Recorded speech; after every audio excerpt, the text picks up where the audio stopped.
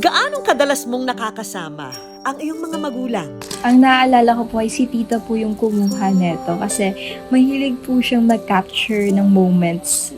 Atong picture po na naka-shades ako, si tita din po ang kumuha during her visits po sa akin.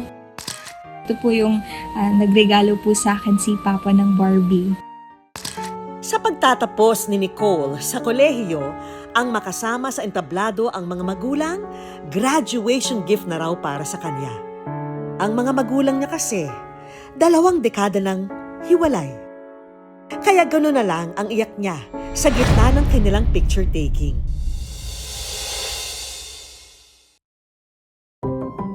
Teenagers pa lang daw nang magkakilala ang mga magulang ni Nicole na sina Temi at Royd sa Aklan. From Manila talaga ako. Tapos, nag-transfer kami doon for college. So, merong subject na mag-classmate kami. Typical naman daw na magnobyo at nobya sina Temi at Royd. Pero sa hindi inaasahang pangyayari, si Temi nabuntis. Hindi talaga ready. At the age of 19, dala ng kabataan. Hindi man handa, wala naman daw papantay sa kaligayahan ni na Temi at Royd nang makita ang bunga ng kanilang pagmamahalan. Pero dahil mga batang naging magulang, tutol daw noon ang kani-kanilang magulang na sila'y magsama. Just so happen na bata kami, nagiging involved na yung parents namin.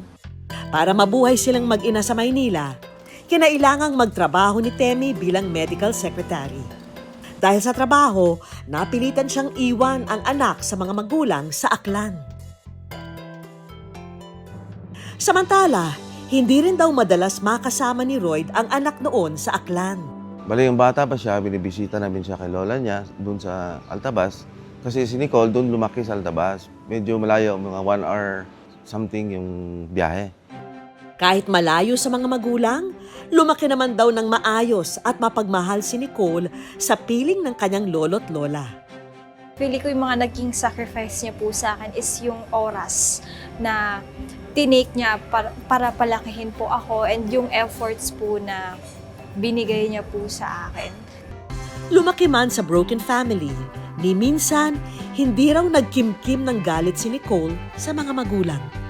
Maging sa kanya-kanyang pamilya ng kanyang Papa Royd at Mama Temi, malapit din naman daw siya. Sa akin po, they're the best. They're the best parents I've ever had. Sabihin man natin na hindi ko sila kasama. Pero hanggat makakaya nilang suportahan ako, sinusuportahan po nila ako. So, kahit ganon, hindi sa akin naparamdam ni Mama tsaka ni Papa na neglected ako. Puno man ang pagmamahal sa puso si Nicole, hindi rin daw niya maiwasan na malungkot paminsan-minsan. Hindi naman sa inggit in a negative way, pero syempre parang naglolong ka din naman ng care ng parents mo. Syempre iba pa rin yung care na nandyan yung mom mo and yung father mo na magkasama talaga.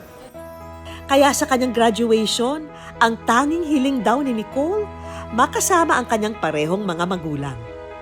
Humihirit lang ako sa kanya na, Pap, punta ka graduation ko.